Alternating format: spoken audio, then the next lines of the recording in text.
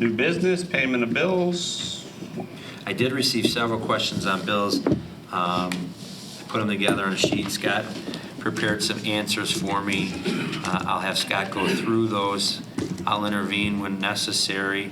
The one thing is, I know I will send these answers to Mr. Jacobs because he asked for a follow-up on a couple things, and he did submit some questions. So, Scott, whenever you're ready.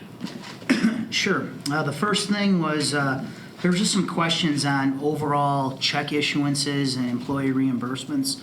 So kind of want to give the new board members kind of like the process that staff members go through when putting in a request. The first thing, staff begins the process by completing a paper requisition with their order request.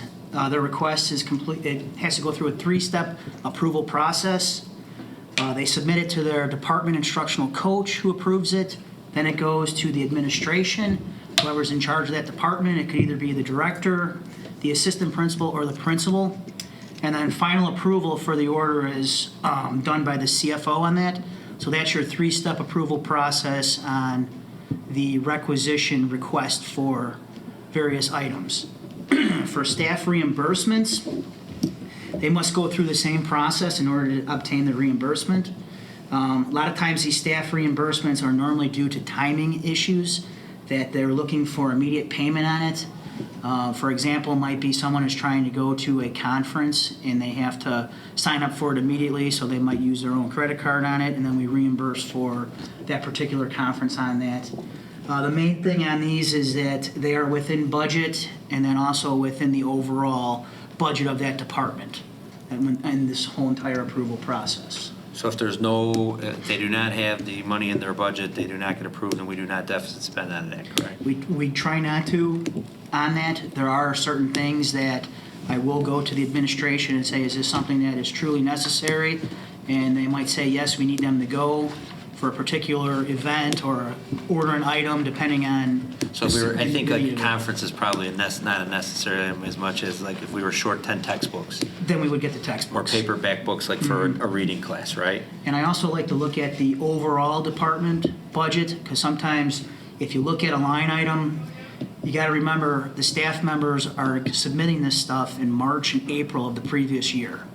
So when they get down later in the year and they're like, I really need this, my supply account is over by $100, but I'm under in this area, I do look at the overall department budget for that. And I will allow an account to go over as long as one of the other accounts are under. So it is kind of a weird process for the staff to try to forecast and predict what they're going to need potentially 8-9 months out.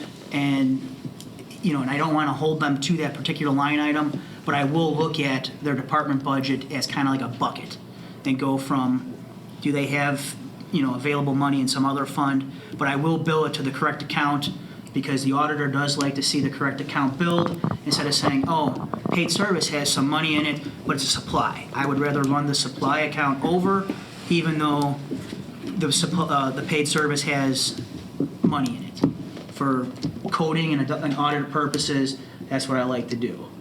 The departments that you probably will see will be that probably most frequently do this. It's probably AV and technology.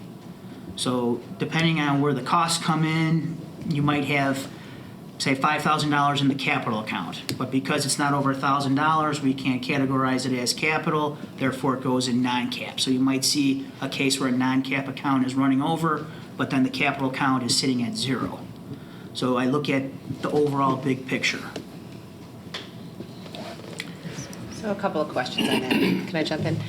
So what is staff's involvement then on the budget process? Or is that delegated to the department head? No, there is requests that go out to all the different department heads out there. And there are, on Thursday, it's the, what do they call that? Leadership Council? No, in the morning. With the PLC meetings. And the department chairs, the instructional coaches know what their budget figures are, and they talk with their staff and say, please let me know what you're thinking for next year as far as items that you would need for your particular classes. We do that with capital as well. If there's somebody Okay. that needs a capital repair for their classroom or a capital item, We also do that with software and technology. So in terms of making those budget estimates, wherever level they're falling at, I think one of the questions I had was, what is the source of cost, right? I saw some payments, we use Granger, we use some reimbursements, there's some other items that are kind of brought into the mix. So are there standards? Is there a requirement to order from a certain catalog? Do we do catalog order? It depends on what you're looking for. We do a lot of ordering through Amazon. That's one of the big things. A lot of times Amazon is the best price on it. So it's hard to say, you know, okay, this is school specialty, this is all you can use. We're pretty savvy with the money that we have, and we try to get the best prices possible that's out there. Some of those purchases that you went with Granger and Home Depot and that's our operations and maintenance kind of going and looking into seeing, hey, we really need this. You know, so they place an order at Home Depot, they drive over and get it. So sometimes what we'll do, I think that's a good question, because school supplies, there's a couple that we use for like Post-it notes, markers, pens, paper, right? And then individual classrooms, like our TV group and our technology department, they'll find a lot of stuff on either Amazon or they'll buy things on eBay. So that's when we'll use the credit card. What our maintenance department is really good about is when we need like a motor, where an air conditioner's motor will break. We have a service provider like Origo that will fix our air conditioners and our rooftop units. But if you order the part through them, you'll get the 10 or 15% markup on the part where they make some money. So a lot of times what Joel will do is order the motor from Granger, go pick up the motor or have that shipped here, and then just pay for them to do the install and the repair. Does that make sense? So we do, there are a lot of moving pieces with that. So is there a requirement then to look at 3 prices? I guess my question is the process. You've got the 3-point on the requisition. It goes in. The order, when the order is placed, what type of price comparison takes place at that So point? anything over 5,000, we ask them to get 3 quotes. Anything over 25,000 has to go out for public bid or RFP. Yeah. But it was the under 5s that I was Yeah. focused on. Under 5 is... So like if it's a catalog item or something like Yeah. that, I mean, they usually try to find the 2 or 3 best quotes, but it's not that there's a set board policy on items that low. I feel like teachers are pretty frugal, and we come from a place of frugality and trying to shop around and get the best deal and know that this is the way the organization operates to begin with. That's how I approach it in my job, right? There's no set standard. I'm sorry. Yeah. And I know we do have Oh, I'm sure most purchasing. people do that in their own home, right? I'm just Right. We do have purchasing co-ops that we're part of, and a lot of times we'll look at the pricing of that, but then Joel Hatchie, our facility director, can get a better price through somewhere else. So we also have that through our insurance company where they offer cleaning equipment, and they're always like, how come you never buy it through us? How come you never buy it through us? Because I'm like, through Airmark we can get a better price with it. So we are pretty savvy with the money that's out there, and we do solicit, you know, the best price on what we can possibly get. Now, one thing I think a couple board members did submit is the use of the American Express. There are 2 American Expresses. The superintendent has an American Express card, and the CFO has an American Express card. What will happen is I very seldomly use my American Express unless it's paying for something if I'm going down to Springfield or if I'm taking a group to a lunch or dinner, breakfast meeting, something of that nature. A lot of times what the American Express is used is technology will come down and say, hey, I can get these pieces on, eBay for a better price, so on Amazon. So they use the American Express to purchase things online because they don't take a purchase order requisition. Scott, you want to go to the next question? Yes, this brings us into the actual payment of bills. If we look at board book page 89, there was a question on Harry Bone for $18,084. Harry is the assigner for the boys basketball referees. We pay Harry, and he pays the rest of the refs throughout the course of all the different leagues and games that are out there. There was a question about what was the total amount of games with this. There's 145 games between the shootout and the camp games, and then there's 226 games for the summer league. The reason that this is paid through the board account is for tax purposes. We already spoke with Harry. He knows he's going to be getting a 1099 on it. And then what happens here is then the boys' basketball activity account reimburses the board account. So there's no cost to the board side with it, but we just run it through the board so that we can get them the 1099 for that dollar amount that we paid Harry. The next question that was submitted was on special education costs. Currently, the district utilizes 10 different out-of-district schools for special education students who are outplaced based on their IEPs. IEPs are individualized education plans. These placements are based on the IEP team determining where these students would be most successful based on their disability and needs. Each outplacement is looked at on a case-by-case basis by the team, and there is a line item in the budget that captures all the out-of-district tuition cost to the district. The current budget amount is $1.322967. So it's a pretty significant number for out-of-district tuition for these special education students. The district is responsible for approximately the first $29,000 of the tuition for each of these students that is outplaced. This is approximately 2 times the per capita amount we spend on a traditional student. And this formula the state uses to calculate the reimbursement for the district. Of the $1.3 million of the outplaced students, after you spend that per capita money of 2 times of 29, that difference then for the tuition is reimbursed by the state at 80%. So with that, we get roughly $225,000 reimbursed by the state for students who are outplaced. How much again? $225,000. And that's part of the categorical. Yes.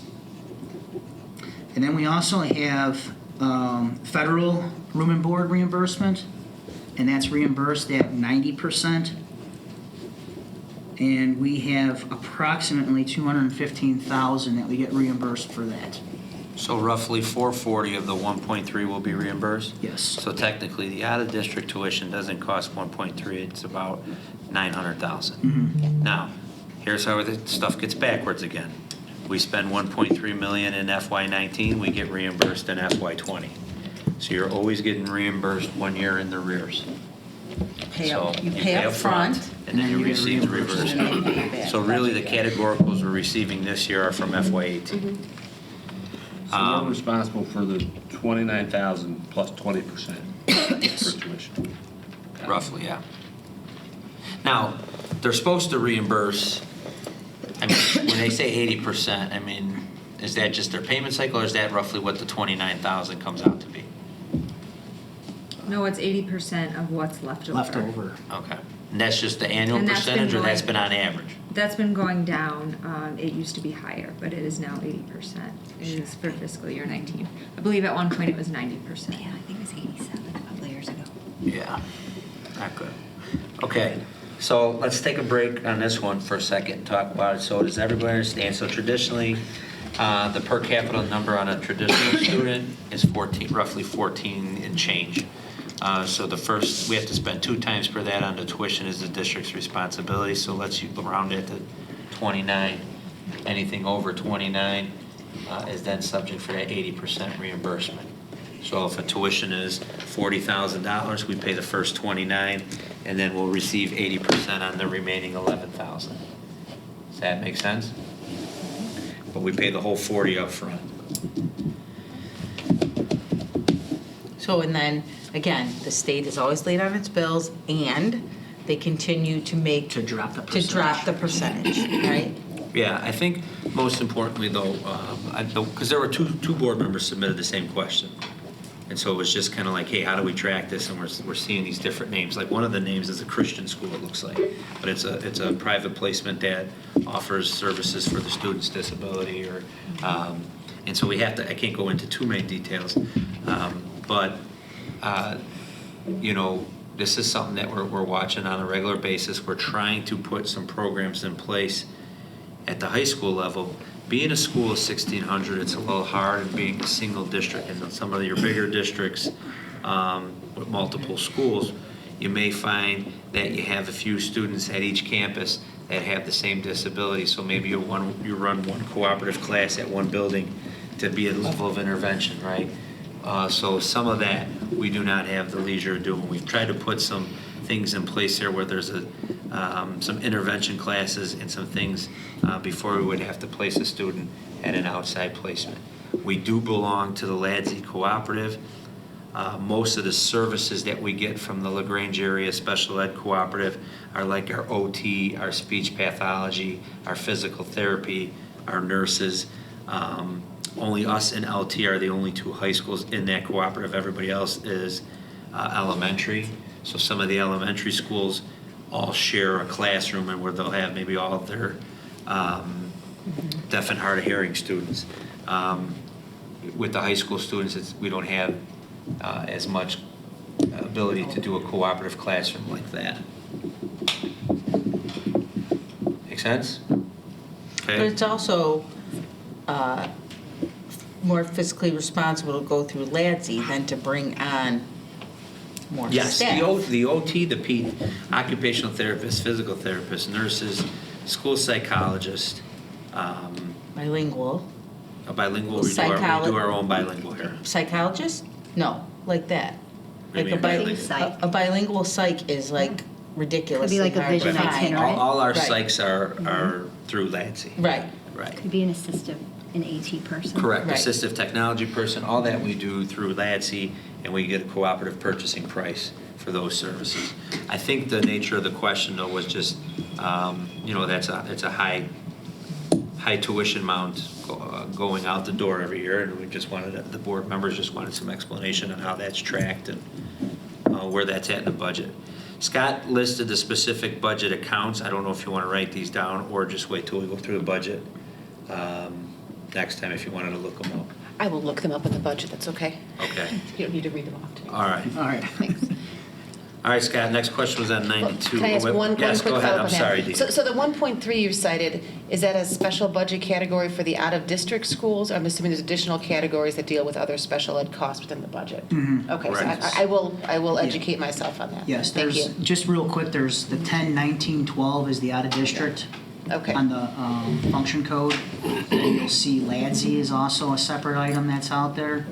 And then you'll see under 1,200 is our special ed costs. Gotcha. Thank you. Okay, board book page 92 on Frontline Technologies Group.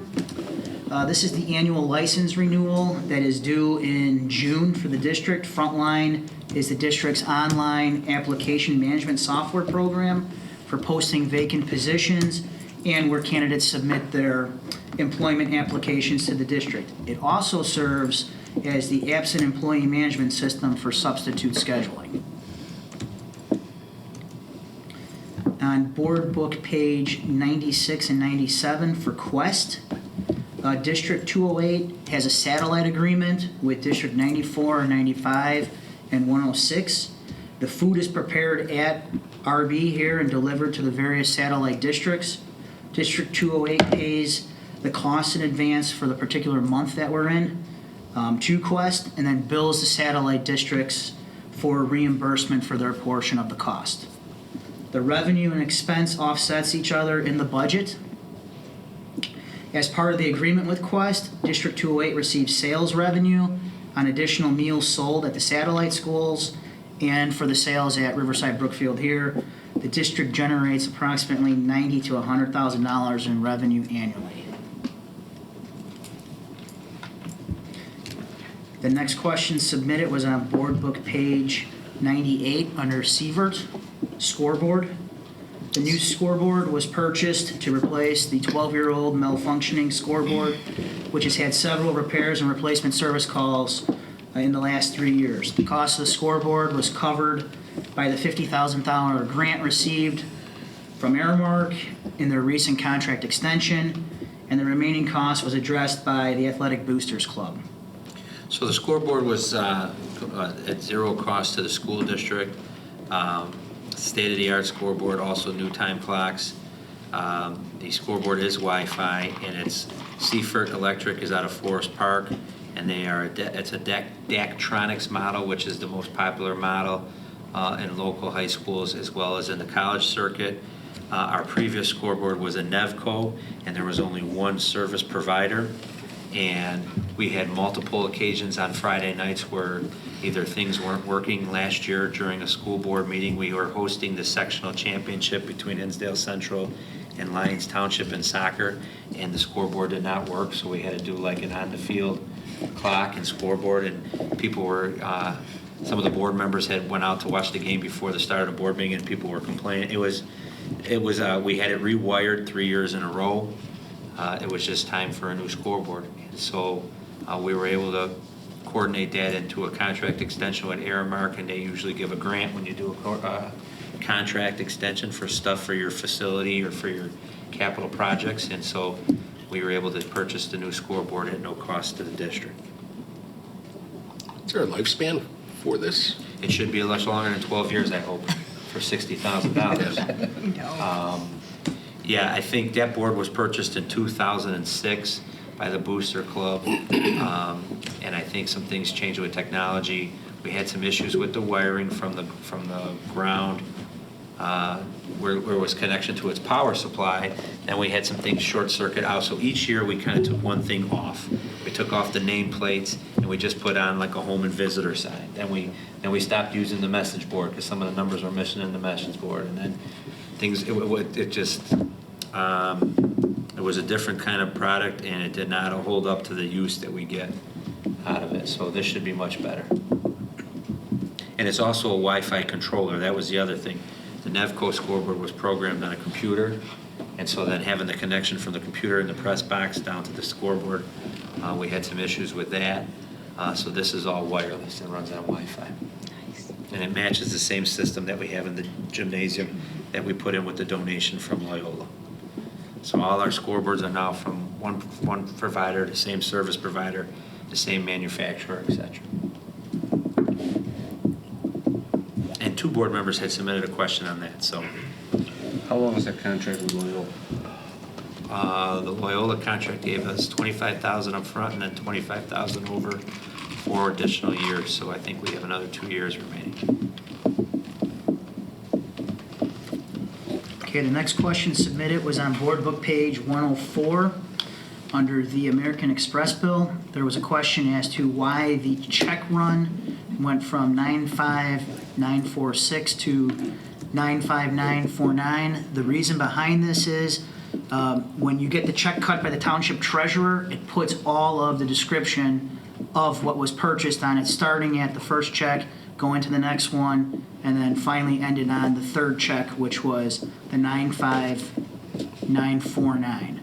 So there wasn't any glitch with it. It's just because the American Express bill was That long? that long with it. You know, we should probably take a 30-second timeout on this one as well. We keep mentioning the Township Treasurer's Office, so just so everybody's aware, the school district in Cook County is one of the only counties left that still does this. You have a Township Treasurer's Office. It was something that was created like, I'm not for sure, but it might even be prior to the 1900s.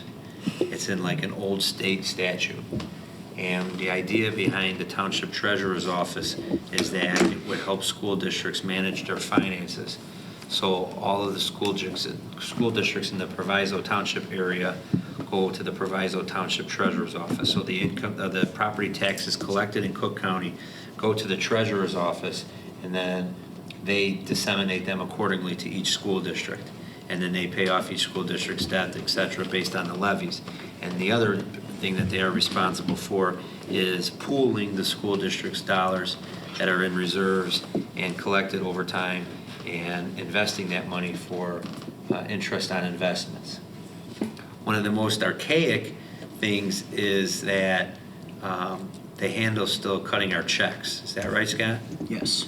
So we process our payroll on a program here at the school district, and then we have somebody go and pick up checks every 2 weeks. And up until this year, which we're paying for a significant amount, each school district in the township is paying a significant amount of money to go to a state-of-the-art accounting software system called Infinite Visions. Up until that, we would pay for a program called DCR, which is still run on a mainframe and it does not speak to Excel or the internet. And we would pay every year for a T1 line to still send faxes and things like that. So we're pretty outdated at the treasurer's office. I used to have an annual report from the treasurer's office to the Board of Education, and I would do that right around the time of the audit in October, November, so that the school district would get the audit from our auditor, and then we would hear a summary of the audit from the township treasurer's office. The previous board attacked let me rephrase that. The previous board was very aggressive in their questions to the township treasurer's office and their management of resources and like out-of-date technology and reporting and some of those things. And they have refused to come to the board meeting over the last few years.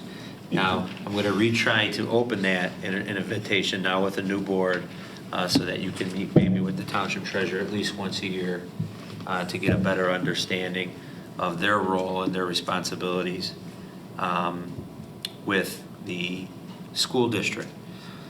Lyons Township Treasurer's Office and Lyons Township High School, they've been battling back and forth in a lawsuit. Lyons Township High School has been trying to get out of the Lyons Township Treasurer under the auspices of the Treasurer's Office for the last few years. That legislation still has not been passed yet downstate. So if there was something that would open the door to that possibly somewhere down the line, that may be something we would look at with 95, 96, 94 and ourselves of pooling our resources and maybe doing our own investment, maybe hiring one full-time separate CFO that all 4 districts could split and do nothing but investments, payroll, and some of that stuff. But at this point in time, we all pay the township treasurer's office. Okay, so when you hear treasurer's office, that's what we're talking about. Sorry. Is Riverside, that's Riverside Township, so does that We're in make the it different? Proviso Township. Right, we're in Proviso, but they're in Riverside, does that make a difference? No, they're in ours. Oh, they use Proviso for their treasurer as well, even though, 96, 94, 95, us, 95, Lions, okay. There's 14 different districts. 14 Okay. districts, Proviso, Math and Science, Maywood, Broadview, Bellwood, they're all within the Proviso Township Gotcha. office. And then just to kind of piggyback on what Dr. Skinka said with going to that new system, the account code streams are going to be changing. So what you see currently in the budget is not what you're going to see when you switch to Infinite Visions. Infinite Visions is a totally different coding system. Still goes and follows the Illinois accounting manual as to if on the revenue side, whatever the source is, and then on the expenditure side, whatever the function is.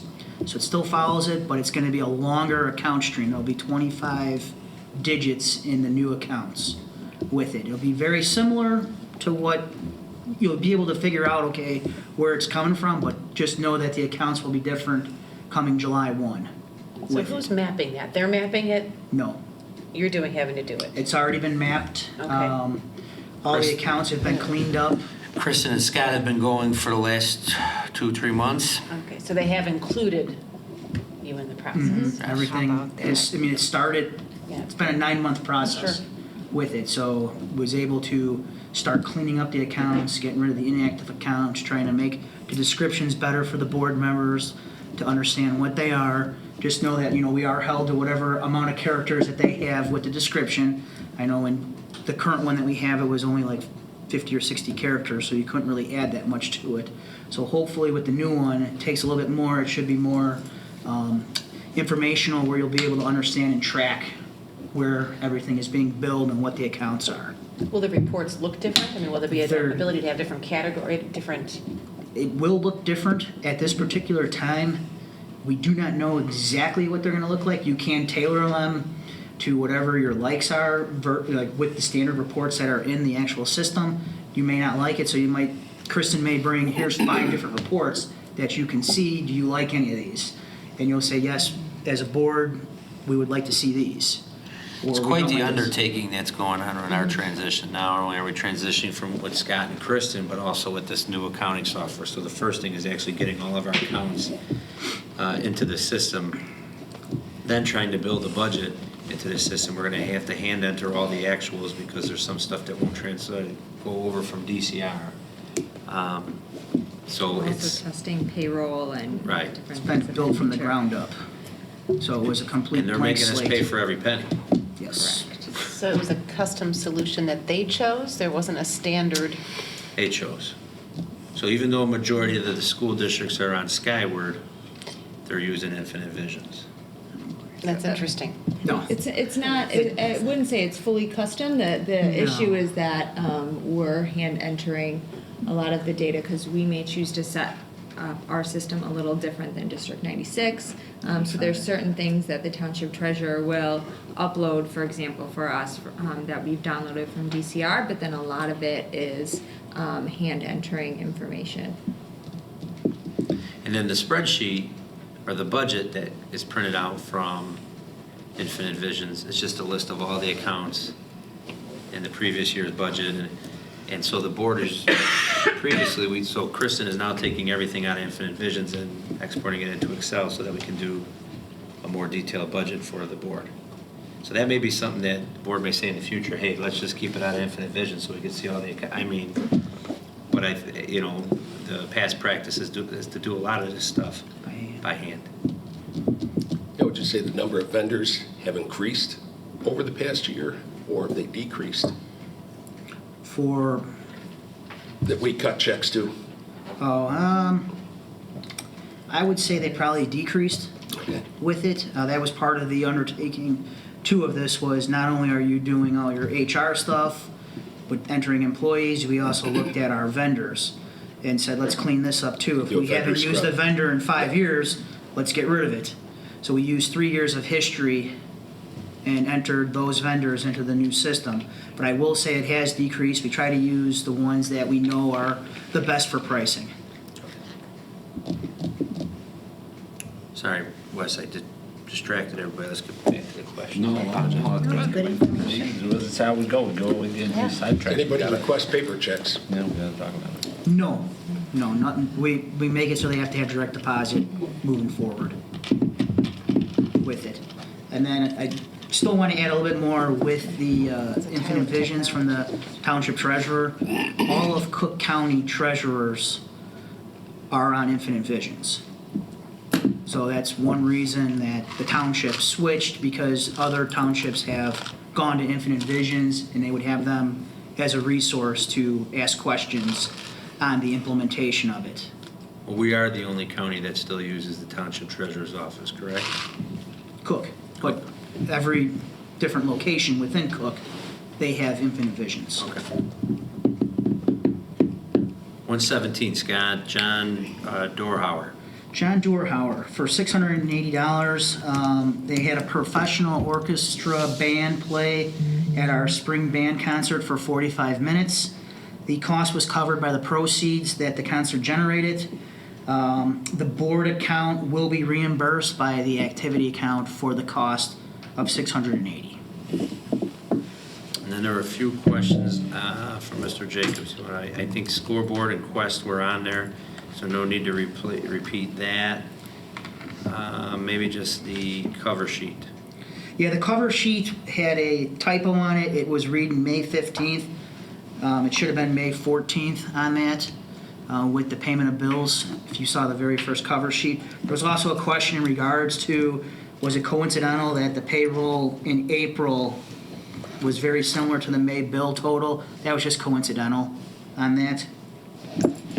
And let's see, was there anything? Yeah, why else? don't you quickly go into impressed account? That was the only Okay. other question. Alright.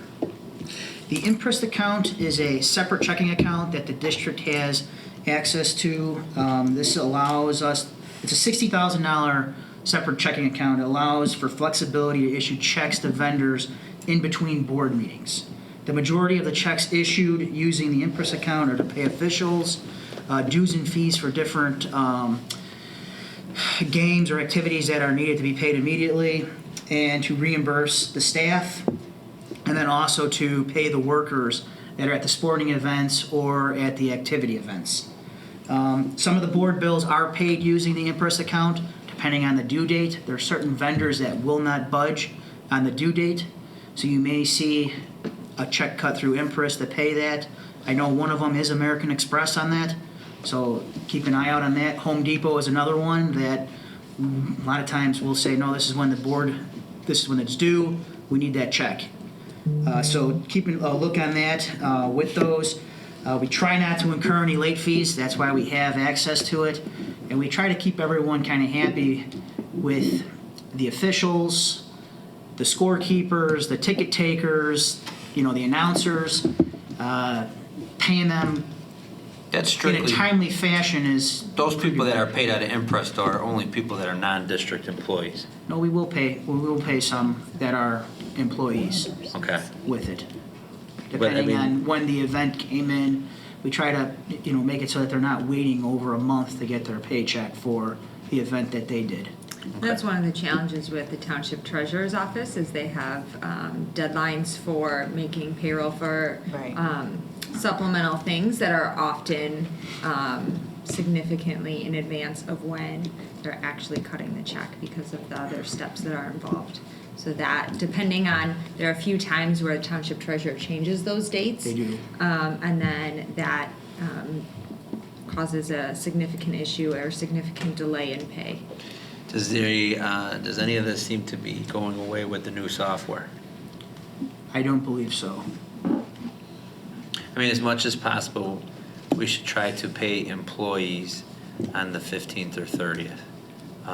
The employee's not going anywhere, nor is the district. I get out of Impress paying officials, paying our dues and fees, right? If someone's going to a tournament and there's not a board meeting at the right time, they get a check cut, or if something changed. But in regards to our employees, unless it's a reimbursement to their personal expenses that they had to cover for something, we should try to, do their game and activity coverage as much as possible on general payroll. We work on that going forward? Okay.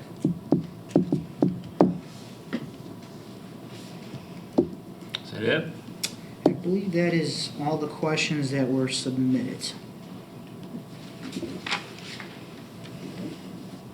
Discussion? Any more? I'm looking forward to seeing the reports out of the new system. I went through an Oracle conversion in the last year. I know how much work it is for you guys with accounts and getting the strings right and cleaning up vendors. It's a lot of work, so good luck. Want to read the resolution? Sure.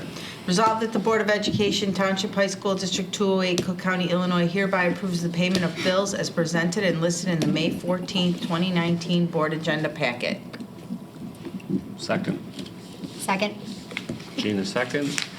Okay, Mary. Ms. Theo? Yes. Ms. Towner? Yes. Ms. Salis? Yes? Mr. Durkin? Yes. Mr. Smith? Yes.